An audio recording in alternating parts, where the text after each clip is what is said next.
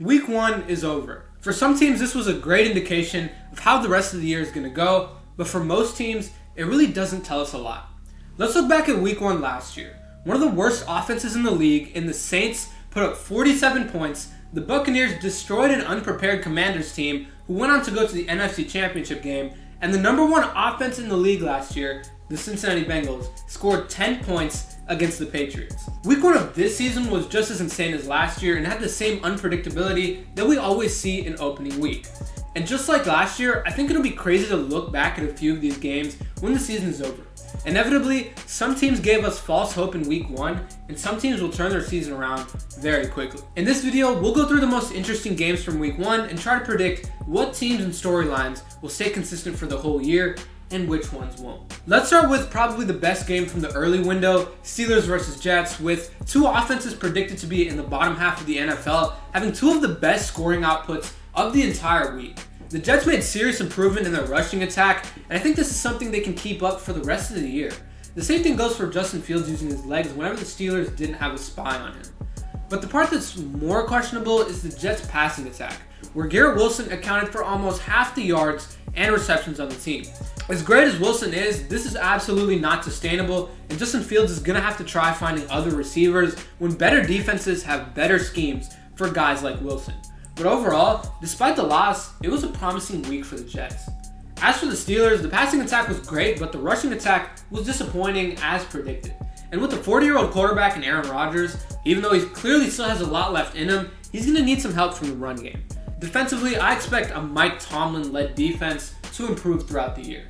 But overall for the Steelers, I think this game showed us that Aaron Rodgers is better than we might have thought, and there's still plenty of room for improvement, so they could potentially compete in the AFC North this year, which was something I didn't really expect. The most likely candidate for a team that won't keep the same level of success as Week 1 is the Indianapolis Colts, who put on a clinic on both sides of the ball. Naming Daniel Jones the day one starter was a somewhat controversial decision, but it absolutely paid off. The defense was also punishing against a Dolphins team that showed up unprepared. Now, NFL media sees a game like this and tends to overreact tremendously. But did either of these teams really show their true selves in this one?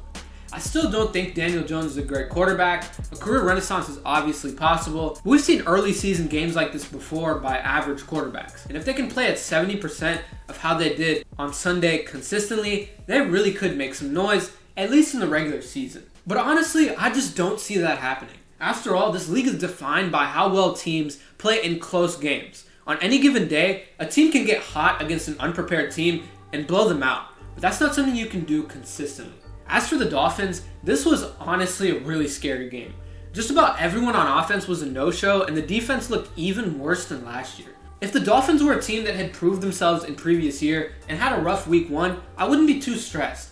But this was already a make or break year for the Dolphins and for guys like Tyreek Hill and Tua.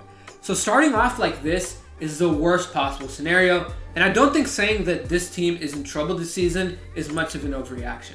Now let's talk about the most surprising game of the week in my opinion, Packers versus Lions. I thought the Lions would win this game, but even if they did lose, I expected them to at least move the ball efficiently. It really looks like losing the coordinators hurt them, but I do expect them to bounce back from this just fine. The run game's certainly going to improve, and it's just a matter of how well Jared Goff plays the rest of the way. As for the Packers, this is a great win and shows just how well-rounded they are on both sides of the ball. Offensively, I think Jordan Love is going to continue to have a great year, and the defense is going to be great when it matters most. The Rams-Texans game was also a weird one, which was much lower scoring than I expected, but the Rams just executed at a higher level at the end of the game. This is the type of thing that I think the Rams will be able to sustain for the whole year, but the Texans are going to have to work on. They're going to be in a lot more close games, especially playing some really good teams the rest of the way, and they're going to have to execute better, starting with the defense at the end of the game, but especially the offense throughout the entirety of the game. If they could move the ball the way they did on the final drive for the whole game, it would have turned out much differently. CJ Stroud needs to be more consistent as well for the Texans to be contenders. The team has all the talent in the world, they just need to put it together. Overall, I think the Rams are going to be everything we expected and more, but I'm slightly concerned for the Texans. The final game I want to talk about is Ravens versus Bills. This game absolutely did not disappoint. This is one of the games from this week where, regardless of the outcome, I would have confidence in both of these teams going forward.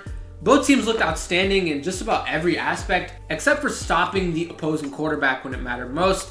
This was a game where we knew what we were expecting, so there's really much projecting we need to do for each of these teams. And once again, I think they're both going to be great regardless. It's just awesome watching two great teams with so many players coming up big. For the Bills, of course it was Josh Allen, who's absolutely outstanding in this one. Dalton Kincaid was amazing. James Cook was great, and defensively, Ed Oliver arguably played the best game of his career. For the stacked Ravens team, of course Lamar Jackson was great. Derrick Henry was outstanding up until probably the worst play in recent memory from Derrick Henry, the fumble at the end of the game. I don't remember the last time I saw that guy fumble. It just happened to be in the worst scenario. Zay Flowers was really good, and even DeAndre Hopkins, who I forgot even went to the Ravens, played pretty well. It's incredible how many great players came up big for each team, but for both teams to still be able to put up 40 plus points just goes to show how great the quarterbacks were in this one, and it really could have went either way.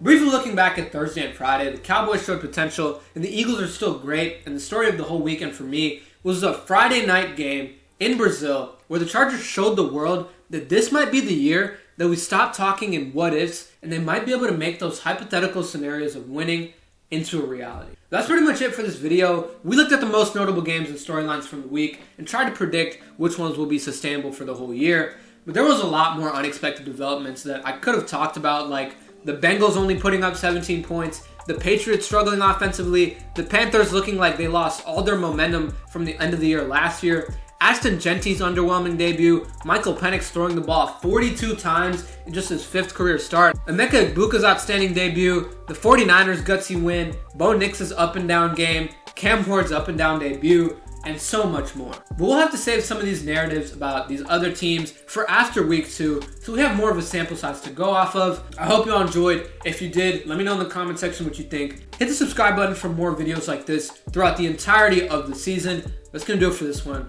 and I'll see you all in the next one.